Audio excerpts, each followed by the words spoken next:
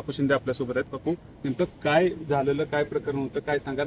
ते गुन्हा दाखल करण्यात आला आणि 2 सदस्यांना देखील तिथं मतदान करण्यापासून लांब ठेवण्यात आलं, काय सांगाल? गुन्हा दाखल झाला तर त्या पद्धतीने मी पोलीस स्टेशनला जबाब दिलेला आहे. त्यामुळे तुम्हाला माहिती की तुरुंगातली व्यक्ती सुद्धा मतदान करू शकते आणि मतदानाला आलेल्या व्यक्तीचं पोलिसांनी अपहरण केले.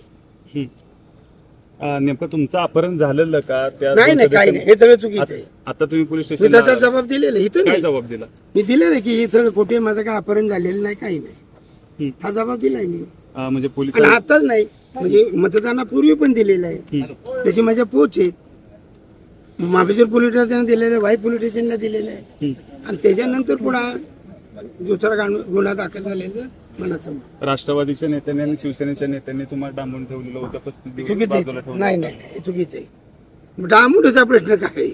तिथं आम्ही सदस्य निवडून एकत्रित होतो ना, बरं. आणि येऊन जाऊन होतो, काय घरी येत होतो, जात होतो, काही कामं होती ती बघत होतो. काय याचं काय एका जागेवर राहिलो का आम्ही? मग तुमच्या मुलानं तुमचं अपहरण झालं असा गुन्हा दाखल केला?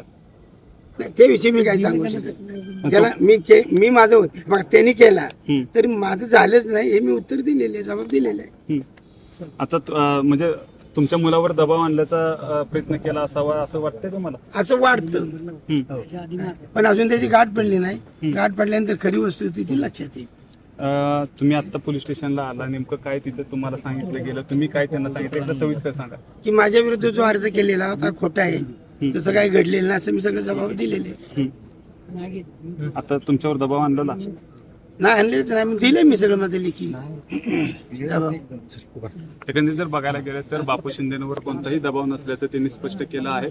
खोटा गुन्हा दाखल करून मुलाच्यावर दबाव आणण्याचा प्रयत्न देखील करण्यात आला आणि त्यानंतर या बापू शिंदेंना अपहरण करण्याचा असा खोटा गुन्हा दाखल केल्याचं देखील सांगण्यात येत आहे.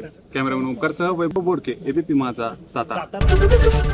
एबीपी माझा, उघडा डोळे बघा नीट.